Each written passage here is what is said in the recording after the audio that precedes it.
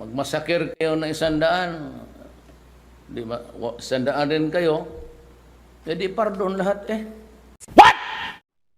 Heto guys, may isa pang video na ginamit ang ICC prosecutor upang idiin at ipanlaban dito kay Duterte sa ICC hearing niya sa confirmation of charges.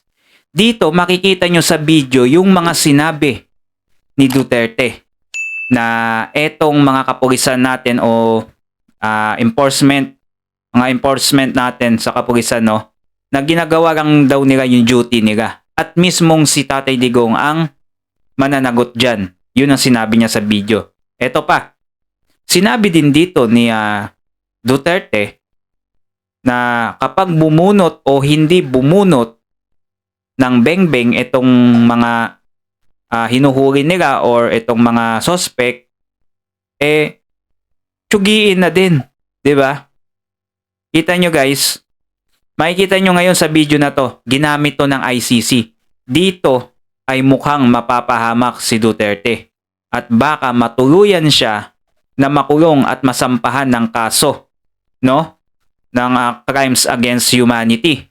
So eto, panoodin natin ngayon at kayo nang humusga guys kung si Tatay Digong ba dito ay nagjo-joke. Take note, sabi nila nagjo-joke lang daw ito si Tatay Digong. Sabi nila nagjo-joke lang. Kayo nang humusga kung nagjo-joke ba to si Tatay Digong sa kanyang mga sinabi dito sa video na to para gamitin ito ng ICC prosecutor, no, upang ipanlaban sa kanya. So ito, sabay-sabay nating panoodin. Pag bumunot, patayin mo.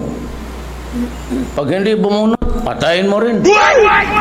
Tangin, para matapos na. Kaysa mawala pa bro. Ako na ang bahala sa inyo. Ba? Itaga ninyo ito sa puso ninyo. For as long as I am the president, nobody but nobody, no military man or policeman will go to prison because they perform their duties well. Yun. Yun ang magandang pahayag ni Duterte dito. Wala man sino man sa kanila, militar man o policeman, ang makukulong. Dahil ginawa lang naman nila yung duty nila. At si Tatay Digong ang mismong magpapakulong kung sakaling hulihin siya. At ngayon nga, eto na nga, nagaganap na. Di ba? Ako ang mapakulong sila. Sabihin mo lang, utos ni Mayor yun. So that was Mr. Duterte's message to the military and to the police. Kill, whether or not your target pulls a gun, and I will protect you. And Your Honours, as we will now hear, during the same speech, in case there was any doubt, Mr. Duterte made it very clear that this promise of protection related not only to lawful killings. For as long as there is that power to pardon sa Konstitusyon, yan ang weapon ko against crime. Magmasakir kayo ng 100, di ba? 100 din kayo, jadi pardon lahat eh. Wow, ayos!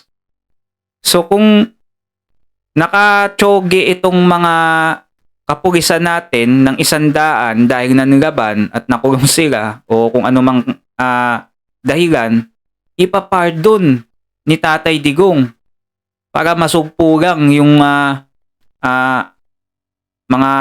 masasamang tao dito sa bansa natin. 'Di ba? Isipin nyo 'yon.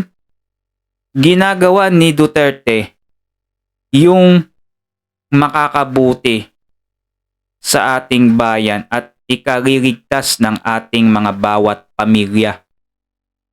Ang pagkakamali lang, nagamit ang video na to, yung kanyang pahayag na to, doon sa ICC. Diba? Ginamit, hanap talaga ng ebidensya yung mga na yan, taga-ICC na yan upang makulong to si Tatay Digong at ipanlaban sa kanya. Kagaya ng isang video na to. Yan. Restore to full political and civil rights plus a promotion to both. And Your Honours, as was so often the case, Mr. Duterte's message was repeated and amplified in the media, as we see in the next slide, which is tab 88, which reads as follows, quote, Duterte to troops, massacre criminals, I'll promote you. With the byline, in the same speech, soldiers, he will never order them to do anything illegal. And this was the pattern, Your Honours. Out of one side of his mouth, quietly, occasionally, he would speak about self-defense. This was Mr. Duterte, the lawyer, keenly aware of his own legal jeopardy, especially once he was no longer president. So, ang dami, no? Dami talaga nilang ebidensya panglaban kay Tatay Digong dito. So, sinasabi niya na kapag itong mga tropa ng kapulisan o kasundaluhan naka-tsoge ng madami ay ipopromote ni Tatay Digong. So, sa tingin nyo, ilan kaya na-promote dyan ni Tatay Digong sa kasagsagan ng kanilang kampanya? Diba? Eto, hindi talaga natin masisisi din yung iba dito na yan, si Tatay Digong dapat makulong yan kasi may ginawang masama. So, ang tignan natin guys, hindi naman gagawin ni Tatay Digong yan kung hindi ikabubuti ng ating bayan o ng ating bansa, di ba? Yung ganyang niya, ginagawa ko. Totoo man ha. Kasi kung ako, opinion ko, okay na yun eh. Kesa yung administrasyon natin ngayon, ang daming mga magnanakaw na naman sa gansangan, ang daming snatching, ang daming hagdapan, ang daming patayan, di ba? Kaya mas maigit na nga. Si Tatay Digong na lang sana ang presidente, nasa ganun tahimik ulit yung ating bayan, di ba? So, ngayon, mukhang takot yung mga masasamang tao ngayon. Di ba? Ayun na din ang dyan guys, nakakakita. At daming balita na ganyan, ganto, ganyan, di ba?